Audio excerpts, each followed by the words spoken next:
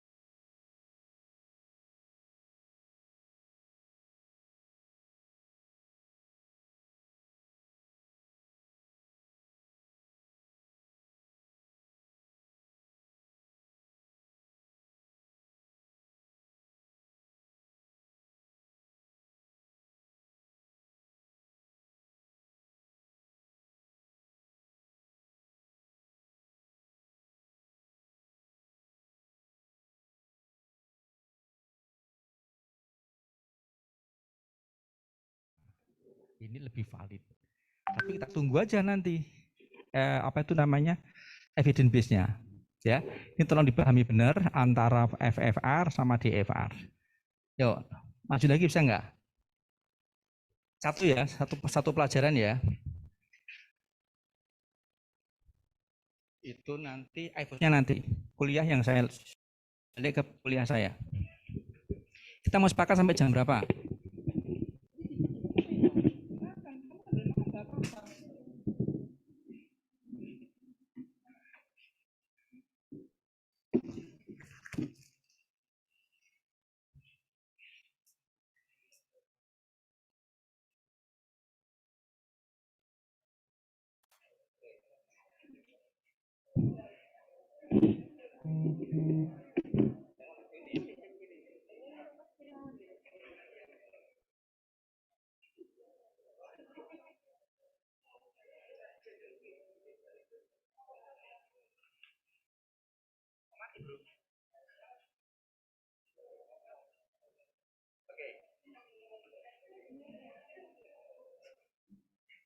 sejarahnya bifurkasio.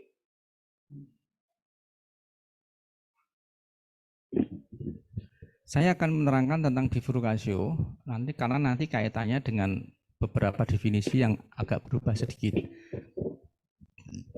Jadi dulu sejarahnya itu yang disebut bifurkasio itu adalah coronary artery narrowing occurring a junction to and or involving the origin of the significant side branch. Kemudian di dalam dunia intervensi pada saat awal-awal dulu itu yang namanya bifurkasio itu kita akan menyelamatkan dua-duanya. Maunya gitu. Gitu ya. Tapi ternyata nanti perkembangannya itu berbeda. Next step ya, kok nggak bisa slide.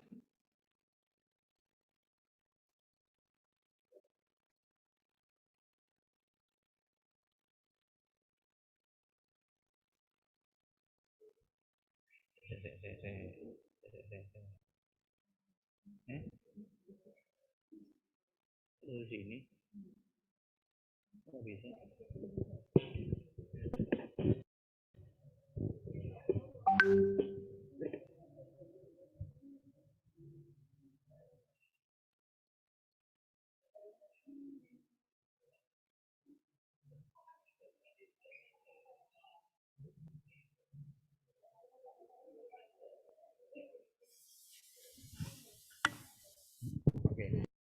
Jadi sebetulnya karena berbagai definisi yang berbeda-beda itu, makanya ada suatu academic research consortium, tapi khusus untuk bifurcation itu memberikan suatu saran kepada kita bahwa bagaimana kita memahami konsep-konsep dari bifurcation lesion, kemudian juga di dalam update dari clinical trial. Contoh ya. Jadi Bifurcation Academic Research Consortium itu dia merekomendasikan untuk riset berikutnya itu kira-kira harus macam ini. Kenapa? Karena definisinya memang berbeda-beda. Seperti yang saya sampaikan tadi. Nah, ini perlu saya sampaikan kenapa? Karena ini sebetulnya pemahaman konsep di dalam pendekatan pasien demi pasien itu adalah hampir sama. Contoh, per definisi, bagaimana mengidentifikasi suatu coronary bifurcation? Mestinya kita harus menggunakan minimal kuantifikasi, tidak boleh menggunakan mata telanjang. Selama ini saya kan salah ngajarin Anda. Durasinya berapa? 60, 70, 90. Kira-kira kalau khusus bifurcation mestinya harus betul-betul dihitung. Terus klasifikasinya mau pakai apa? Klasifikasi bifurcation itu.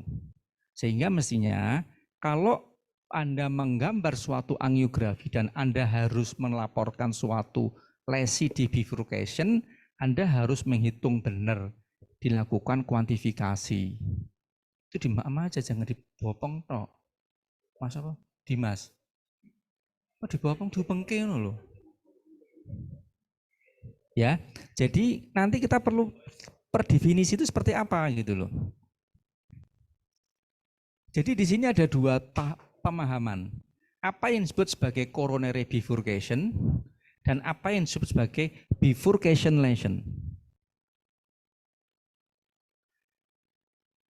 Kalau coronary bifurcation itu adalah suatu bagian koroner di mana tiga bagian mayor itu, tiga bagian besar itu adalah apa? Proximal main vessel, distal main vessel, kemudian side branch.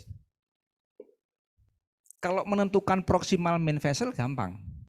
Nah sekarang bagaimana menentukan side branch yang mana, distal main vessel yang mana?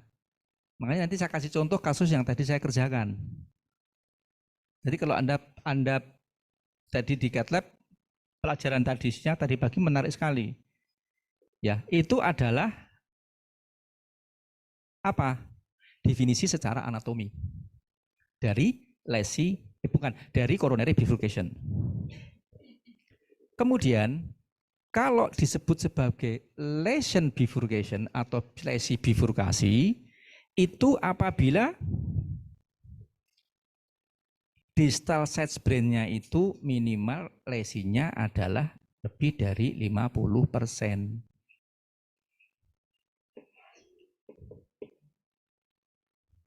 Kemudian diameternya berapa? Diameternya harus lebih dari 2. Sampai di sini paham? Satu, kalau kita mau mengidentifikasi coronary bifurcation, berarti kita harus melihat mana yang proksimal, mana yang side branch, mana yang distal main vessel. Kalau proximal main vessel gampang. Oke, sampai sini paham? Paham. Kemudian, kapan kita sebut itu sebagai lesi bifurkasio? Kalau lesi di side branch-nya lebih dari 50%, diameternya lebih dari 2. Ya, sekarang kalau diameternya kurang dari 2, ada sebut bifurcation enggak? Bifurcation coronary enggak? Coronary bifurcation ya mungkin iya, tapi lesi tidak. Paham? Nah, sekarang untuk klasifikasinya pakai apa? Masih klasifikasinya pasti pakai Medina. Jadi Medina itu memakai angka. 3 angka kalau itu bifurcation. 4 angka kalau itu trifurcation. Jadi yang proximal main vessel ditulis di angka paling depan. Ini motok anu ini beda iki. Anggul laptopku dhewe ning aku ora iso.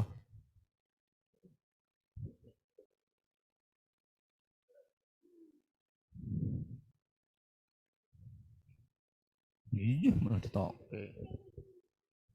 Jadi kan aku grogi.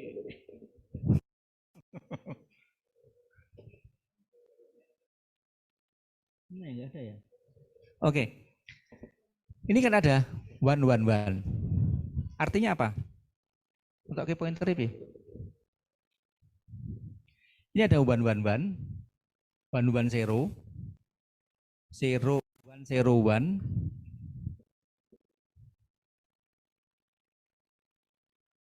Nah, ini. Malah hilang toh.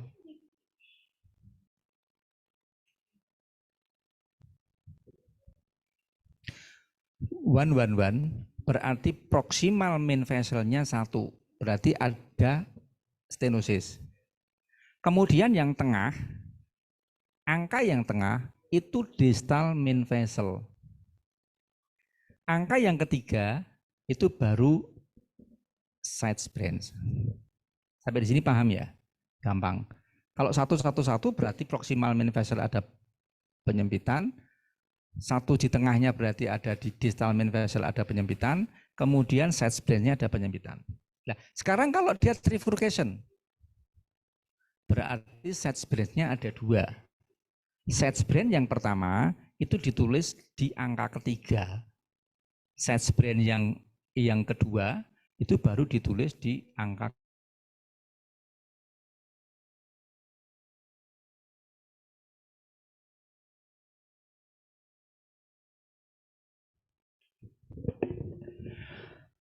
Terus klasifikasi berikutnya, bifurkasi, ini teman-teman fellow harus paham dan jelas, mengatakan satu, identifikasinya ini bifurcation left main apa non left main. Itu dulu. Kalau left main jelas, berarti lesinya ada di left main. Kalau non left main, ya dudu left main kan gampang. Yang nomor 2, Anda harus true bifurcation. Siapa yang bisa menjelaskan true bifurcation itu lesi mana yang tadi? Dari ini yang true bifurcation yang mana? Sampai setengah 2 ya. Nanti masih ada pasien yang di, kalau nggak salah kayaknya recent STEMI ya, Dr. Hendri ya. Kan ada 111, 110, 121, 011, 100, 110 yang ini. Ini yang disebut sebagai true bifurcation yang mana? Jelas pasti Anda akan mengatakan 111. Ya enggak? Oke, terus yang mana lagi? Nek sing 110 itu true bifurcation enggak? Yang ini loh. Ini kan berarti side brand toh ini. Side brandnya kan enggak ada. Ini true bifurcation enggak? Bukan. Yang ini? Iya. Benar. 1, 0, 1. Terus kalau yang 0, 1, 1? Iya. Terus kalau yang 100 iya apa bukan? Yang 100 itu loh. True bifurcation enggak?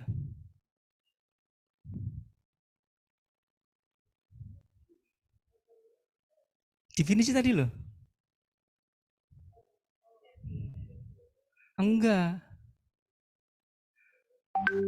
Yang ini bukan. Berarti yang disebut true bifurcation yang mana? Yang ini kan? Oke, pertanyaan saya, kenapa yang tipe ini disebut sebagai true bifurcation?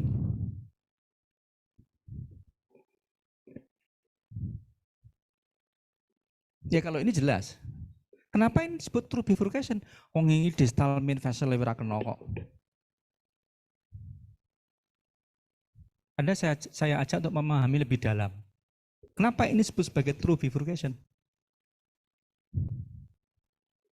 Karena esensinya Anda mau melakukan suatu terapi bifurkasi adalah menyelamatkan side brand. Paham sampai di sini ya? Oke, next. Bayar Anda yang bayar. Karena Anda stasenya bukan BPDS. Enggak.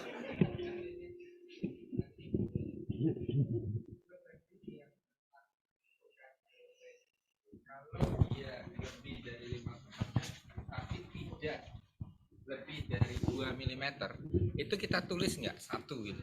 1 berarti itu kita anggap bukan side brand yang bermasalah. Berarti tidak perlu ditulis 1. Bukan bifurcation lesion. Dalam penulisan nanti nggak perlu. Karena itu nanti kalau yang baca itu bukan seorang intervensi, ini kok orang telah diapa-apake. Wes, next.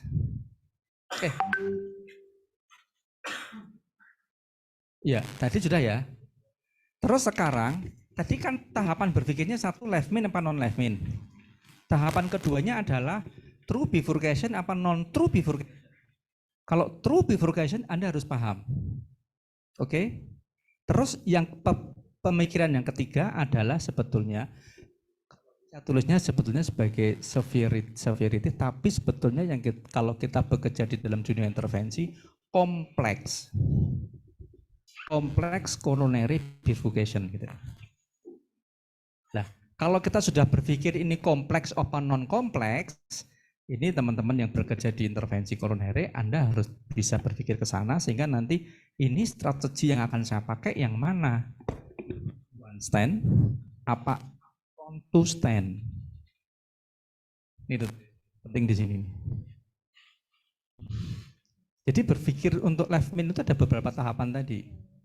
Oke ya, coba slide berikutnya. Nah, bagaimana ngitung KCA?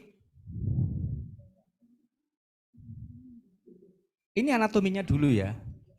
Ini ada yang disebut sebagai point of bifurcation tuh ini. Ini penting sekali. Nanti kita lihat di contoh di gambar yang pasien tadi yang angio terakhir, point of bifurcation yang tadi itu cantik sekali. Mudah-mudahan dia tidak akan restenosis. At least 3 tahun. Mudah-mudahan. Ini ngasih ISR ya, Allahu alam. Kemudian yang harus Anda pikirkan Anda sebagai seorang intervensi, polygon of confluence, POC. Jadi ini ada istilah POB, ada istilah POC. hubungannya dengan Anda residen PPDS. Kalau Anda nanti akan menghitung KCE-nya, setelah Anda gambar, minta sama radiografernya, mana KCE-nya? Anda yang nentuin, Anda titik dulu, titik, titik, titik. Kita akan membaca bifurkasinya ini. Terus nanti dia akan otomatis, dia akan tergambar. Ini, setelah di titik-titik, ya dah, ini kan side branch. Ini distal main vessel, ini proximal main vessel. Ini kan titik ini akan menjadi titiknya point of bifurcation. Setelah di titik-titik, nanti dia akan terkonek dengan garis. Nah, setelah terkonek dengan garis, baru Anda akan melihat bahwa ini POB-nya mana, POC-nya mana. Nah, ini POC-nya. Ini POC-nya, ini yang bulat ini adalah POB-nya. Baru nanti di sini harus Anda hitung, ini berapa stenosisnya, ini berapa stenosisnya gitu loh. Nah, kalau seperti ini berarti 0, 0, 1. Kan gitu. Paham ya? Oke. Slide berikutnya. Terus mundur-mundur lagi. Jadi di dalam beberapa studi itu tuh kita belum ketemu studi yang betul-betul efisien, bukan efisien, betul-betul yang menggambarkan masalah bifurcation. Evidence based medisnya belum menjawab semua. Selama ini yang kita dapatkan itu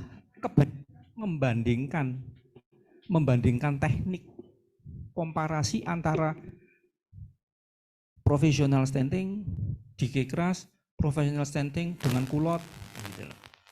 Sebetulnya permasalahan bifurkasi itu banyak. Satu, itu indikasi enggak sebetulnya bifurkasinya itu dilakukan.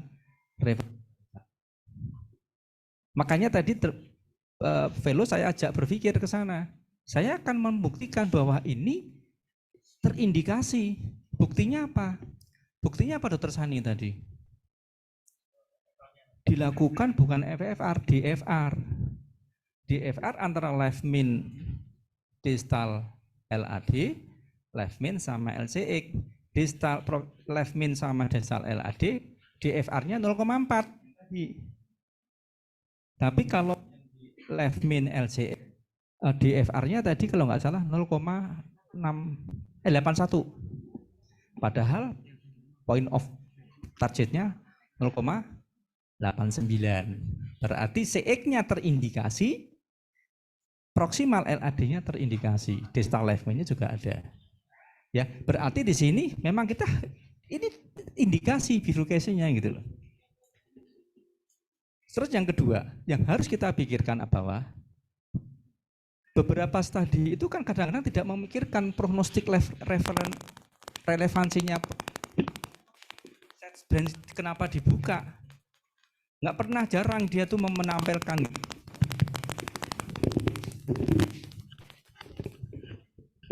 Sehingga kalau kita berpikir set brand ini tak buka prognosiknya piye? Atau mungkin dia simptomatik set brands-nya, tetapi prognosisnya gimana? Makanya di sini pendekatan pemahaman bifurcation itu kalau menurut saya tidak hanya sekedar angiografi, tapi disinilah artnya, seninya gitu loh. Nah, baru kemudian kita berpikir kompleksitas. Dan ini assessment ini sebetulnya kan hubungannya dengan kesini. Dan ini adalah kalau paling bagus kalau Anda mengerjakan bifurcation yang harus dengan imaging intracoronary. Slide berikutnya. Nah, sehingga kalau itu left min lesi bifurcation, ya oke. Silakan go forward untuk dilakukan intervensi, tapi Anda harus berpikir bahwa prognostik relevansi set branch itu gimana gitu. Kalau ternyata set branch prognostiknya itu kayaknya nggak apa-apa, sudah levelnya nggak bisa diapa-apain. Tapi kalau ini bukan non left min, ya tak? Non left min, set branch-nya harus diameternya lebih dari 2 tadi. Lesinya harus di atas 50% toh. Ternyata evaluasinya tidak harus menggunakan imaging intrakoroner. Anda menggunakan baik koroner angiografi saja boleh. Tapi KCE dikuantifikasi, nggak boleh. Oh 70%, 90%. 90% itu kan saya ngomong saya, karena saya mau nyeten. Nah, saya ngomong dokter Sani, enggak ini enggak 90%, ini cuma 30%. Atau kebalik. Dokter Sani bilang 90%, saya bilang 60%, aku enggak mau nyeten kok. Tapi enggak boleh seperti itu. Berarti angiografi boleh tapi KCE. Lebih bagus lagi, angiografi plus imaging intrakoroner. Boleh enggak? CT. Boleh. Angiografi plus CT. CT-nya gimana? Makanya di sini, kalau pasien Anda ketemu kronik coronary syndrome, ojo gage-gage dikirim neng cath lab. Ojo gage-gage. Yuk, Dokter Ayu. Anda bukan orang Jawa toh? Ojo gage-gage itu ojo ke susu-susu, kamu dengar. Jangan buru-buru. CT dulu. Khususnya nanti kalau bifurcation, jadi jangan diserahkan pokoknya itu urusannya orang invasif, jangan. Karena saya perlu data banyak. Anda lakukan treadmill test positif, intermediate misalnya. CT lah. Kenapa? Karena nanti kita akan menentukan prognostik set branch-nya itu gimana gitu loh. Makanya di sini dari CT dia set branch-nya panjangnya berapa? Di atas 73 atau myocardial segmen fraksinya itu, myokardnya itu myokard iskemia lebih dari 10%. Makanya saya sering rodok ngomel toh, kalau maaf ya, dari DSE tapi tidak pernah menyampaikan kuantifikasi. Hanya segmen ini, dia viable di sini ini. Aku garuk-garuk kepala gitu loh. Karena kita perlu untuk apa? Perlu untuk prognostik set branch. Iki tak garap lah yo. Nek sementara iskemia ini kono sidik lah, apa tak garap? Kok dadak aku ngadeg 3 jam kayak tadi. Saya berdiri 3 jam. Gitu loh. Itu kalau coronary CT. Ini bisa nggak dengan stress test? Boleh. Iya dengan stress test. Echo, saya harus mikirkan set branch kalau dia lebih dari 3 segmen stress induce. Padahal kalau echo itu ada 16 segmen. Gitu loh. Makanya saya minta berkali-kali, ini berapa segmen, perlunya di sini ini. Atau myocardial perfusion spec. Kalau di spek di sini kan dia akan bisa melihat, mengatakan, ya enggak. Makanya kita tidak bisa mengatakan invasif itu menyelesaikan segala. Enggak. Invasif itu membantu divisi yang lain. Makanya divisi yang lain itu kalau ngasih data yang lengkap, gitu loh. Oke. Jadi contohnya ini. Kalau kita hanya berdasarkan angiografi, kan untuk menilai prognostiknya itu set branch-nya panjangnya berapa? 73, dawa loh 73 itu. Atau pakai skor. Skornya, ya ini loh hebatnya orang luar. Skornya NU, dia lebih dari 2. Apa? Apabila set branch-nya diameternya lebih dari 2,5, itu berarti 2,5 mili ya. Dapat skor 1. Tapi kalau set branch-nya kurang dari jumlah set branch-nya itu lebih kurang dari 1, kurang dari 2, ini jumlah set branch ya. Ini 1. Nah di sini kalau skornya lebih dari 2, angiografi, lesinya ini, nah berarti ini set branch-nya harus saya pikirkan gitu loh. Jadi misalnya Anda kirim tidak punya data non invasif, tiba-tiba aku angiografi ketemunya, aduh bifurcation. Ini set branch-nya perlu dikerjain enggak ya?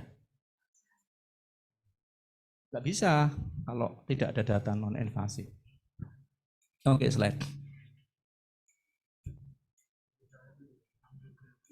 Ini untuk melihat kompleksitas. Kompleksitas itu nanti kepentingannya untuk teman-teman yang bekerja di intervensi. Anda mau pakai one stand strategy atau pakai up front to stand strategy. Kayak tadi, kita lihat kompleks apa non kompleks. Yang tadi ikut siapa? Dr. Adil ikut toh? Tadi left min, true bifurcation, kompleks. Nah, sekarang true bifurcation 111, 101 atau 011. Kalau itu disebut sebagai kompleks, kalau berdasarkan angiografi saja, ini set branch-nya, disease-nya itu lebih dari 10. Tadi berapa disease-nya set branch? Yang ikut siapa tadi? Belonnya kok asli PPDS ya 18.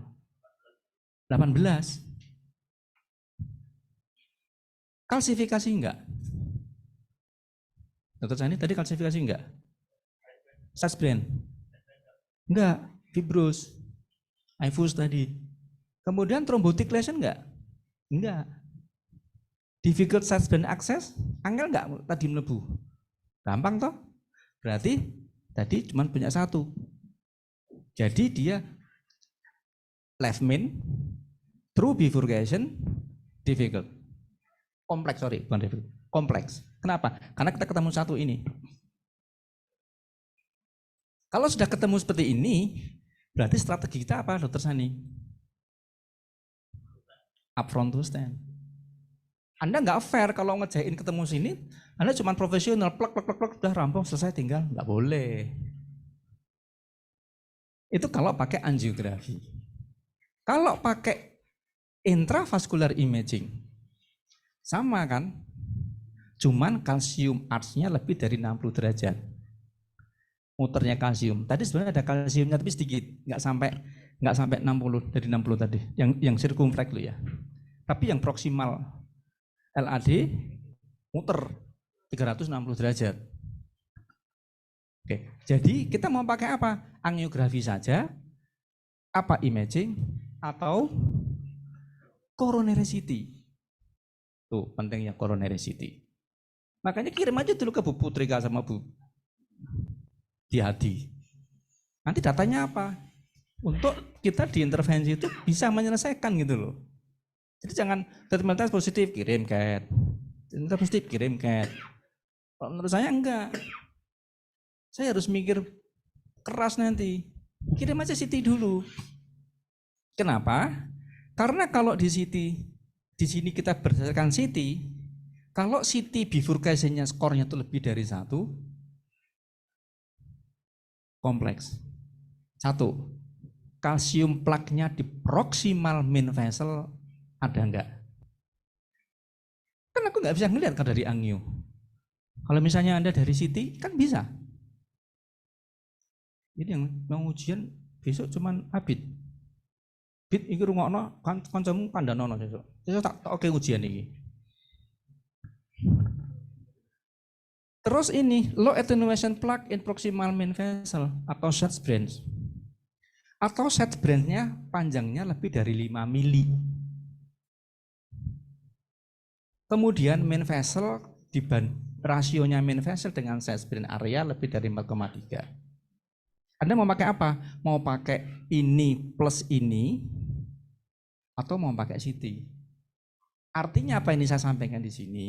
Kalau teman-teman sejawat kerja di poliklinik, pasiennya chest pain, nggak jelas, treadmill oke, treadmill nggak apa-apa. DTS betul, karena untuk prognostik kan, diagnostik sama prognostik. Tapi kalau mau menyelesaikan intervensinya dengan angiografi, saran saya sitinen dhisik nek doktere saka Solo. Sitinen dike nek doktere saka Bantul. Ya enggak?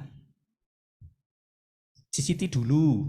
Tapi kalau orangnya dari Angga itu kan dari Solo, makanya dia ngomongnya itu di Siti dhisik. Nek Angga iki saka Bantul, sitinen dike. Kenapa? Karena kita mau mencari ini gitu loh. Paham ya? Misalnya dok DTS-nya minus 19. Ya oke lah, angio, tapi forward ke ABG. Kalau pasien, aku terus terang trauma dengan gempa bumi. Padahal saya dulu tugas di Bengkulu tuh mbak setiap jam goyang. Tapi dengan gempa bumi tahun 2006 tuh betul-betul membuat trauma saya. Gempa bumi 2006 itu ada ceritanya Hendri. Saya jam 3 itu primary, jam 3 pagi, pasien itu dokter mantan dokabu Sragen. Cek ada trifacial disease. Tak poba tok ning nggon RCA, tak pasang TPM. Antar nang ICU, pulang sampai di rumah, aku tidur di bawah gini loh, sambil baca koran. Loh, ini kok tikarnya ditarik-tarik anakku. Loh, anakku kok nggak ada? Ya Allah, rumah saya goyang. 1 menit. Nah, terus aku jalan-jalan ke kampung, ketemu anggota DPR, dimarahin sama anggota DPR belakang saya itu loh, Pak Kamto. Mas, iki piye to rumahmu, rumah sakitmu pasien itu loh, melaku. Hah, masuk Pak? Mulai telepon, orang yang ngangkat. Melayu aku rene. Masya Allah di depan itu. Akhirnya pasien ICU 12 orang, saya keluarin semua. Dibantu BPDS, penyakit dalam waktu kita belum punya Anda. Oke, balik ke sini. Slide berikutnya. Jadi perlunya CT angio di situ. Kalau Anda treadmill test DTS-nya very high risk, Anda mau angio langsung boleh, tapi pasiennya harus dilambari. Pak, niki mangke kemungkinan saya ABG. Kalau Anda harus, Pak ini nanti mungkin bisa di PTCE, aku nggak mau kalau tidak ada CT-nya. Karena kita tidak akan bisa menyelesaikan dengan baik gitu loh. Slide ya. Nah, kebanyakan clinical study itu menggabungkan ini atau ini. Revascular strategy dibandingkan CABG atau dibandingkan dengan komparasi prosedur. Oke, next saja. Next, terus. Ini adalah teknik yang dulu. Oke, terus. Oke, stop. Ini adalah trialnya di G-Cras 5. Di G-Cras 5 itu membandingkan sampel lesi plus kompleks lesi. Dia left min lesi true bifurcation. Terus kalau dia true bifurcation, left min dia ada tambah 1 dari ini, kan tadi kriteria-kriteria tadi, kriteria-kriteria kompleks tadi. Baru dirandomisasi kita membandingkan teknik ini, profesional atau kulot plus atau diki. Ternyata dia lebih baik dengan diki. Saya tidak akan menyampaikan diki atau profesionalnya enggak, tapi ini loh, memahami ini loh. Kalau pasien itu ada CT-nya kan lebih baik dibandingkan kalau kami di orang-orang invasif hanya melihat angiografi saja gitu. Pas 1:30, sekian, wassalamualaikum warahmatullahi wabarakatuh. Ada pertanyaan enggak? Boleh satu, Dok. Dok, terkait CT scan tadi, Dok. Sebenarnya orang-orang intervensionis itu pengen saya membuat definisi di daftar itu bagaimana. Tadi saya lihat dokter itu ada tadi coronary CT, kos, terus apa panjang lesi berapa itu tuh memungkinkan nggak dok itu seorang imaging kardiologi yang membuat laporannya seperti itu dok? Nah, artinya kan kita perlu berkolaborasi dok untuk menyampaikan ke bagian imaging. Jika kita mengirim CT scan koroner, bisa enggak ditambahkan data-data seperti itu dok, sehingga memudahkan kita. Artinya bukan kita yang intervensionis yang menginterpretasikan sendiri gitu. Memungkinkan nggak dok? Satu, PPK atau SOP-nya kita perbaiki dulu. Saya usulkan pasien chest pain harus punya diagnostik non-invasif. Itu dulu. Treadmill. Jadi treadmillnya naik. Treadmill yang mana yang boleh forward ke invasif? Terus treadmill yang mana harus ditambah CT? Itu justru harus jelas dulu. Kalau saya menyarankan, kenapa enggak semua di CT aja? Toh tidak ada salahnya kan? Lebih baik untuk pasien. Bulan ini di treadmill, bulan berikutnya CT. Jangan 1 bulan kasihan BPJS-nya. Gitu loh. Tapi kalau kita mau menghemat ya boleh aja. Treadmill test dengan Duk treatment score menengah apa tuh? Intermediate, CT. Nek low, wis nggak usah dipakai obat aja. Obat aja nanti 6 bulan treatment lagi. Ngono berani nggak? Nanti kita sepakati dulu di PPK kita. Satu. Yang kedua, ini kita kolaborasikan, betul Dr. Henry. Kita sampaikan, nanti kalau Anda membaca CT tidak hanya kalsium score, tapi dideskripsikan, terutama pada lesi-lesi bifurcation. Terutama bifurcation left main bifurcation. Kalau Anda ketemu lesi bifurcation, satu proximal main vesselnya kalsium score prose, terus diameter, terus length, terus ini gitu loh. Nggak apa-apa Pak Hendri. Jadi nanti teman-teman sejawat dari imaging tahu apa yang kita perlukan.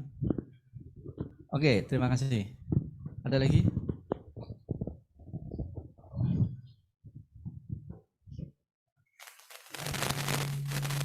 Tadi sudah nyanyi loh.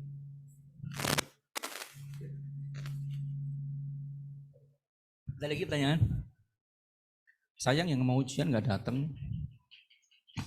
Ya mudah-mudahan besok bisa. Aku habis ini bikin soal.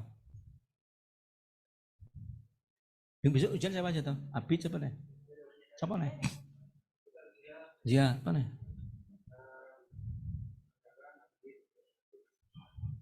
Dia udah bebas sih ya, nggak boleh nggak masuk nggak apa-apa sih ya. Ya bukan salah dia sih. Yang salah saya kenapa ngasih kuliah mendadak sehingga mereka nggak ikut. Dokter Gia, tanya nggak?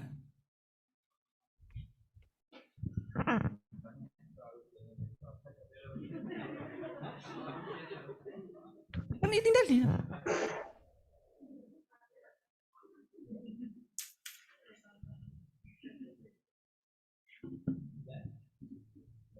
Tadi yang diminta Dokter Erika untuk menyanyi siapa?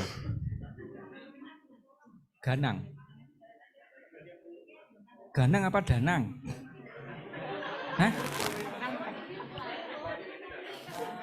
Krunguku Ganang loh. Hah? Maju nang.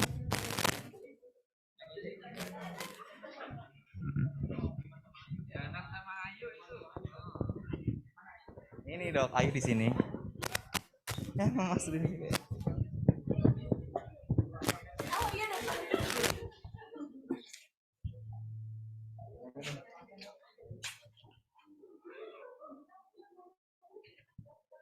Ayo Mbak Mail. Mbak Mail. Mbak Mail. Ayo sepenanggungan.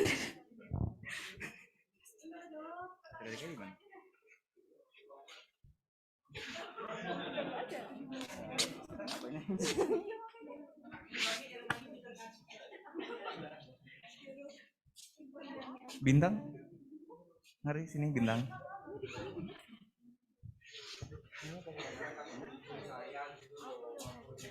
Happy birthday aja.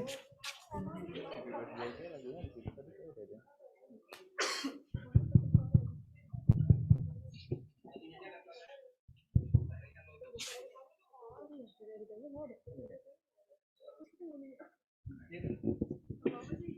Dok, kalau kita nyanyi happy birthday tapi Dokter Erika nggak ada, nggak apa-apa Dok?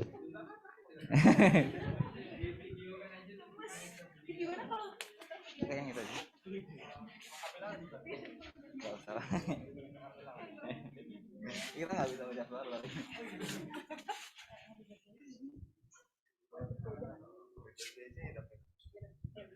Dengan video ini. Ayo.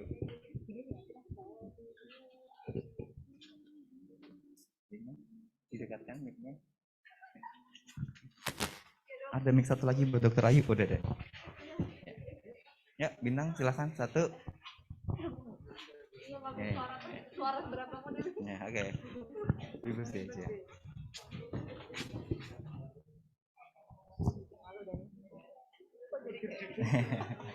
Agak awkward ya kayaknya. Iya. Ya nggak apa ya. Ayo Bintang.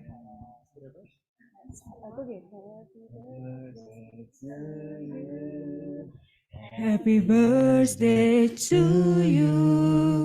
Happy birthday, happy birthday. Happy birthday to you. Sudah dok.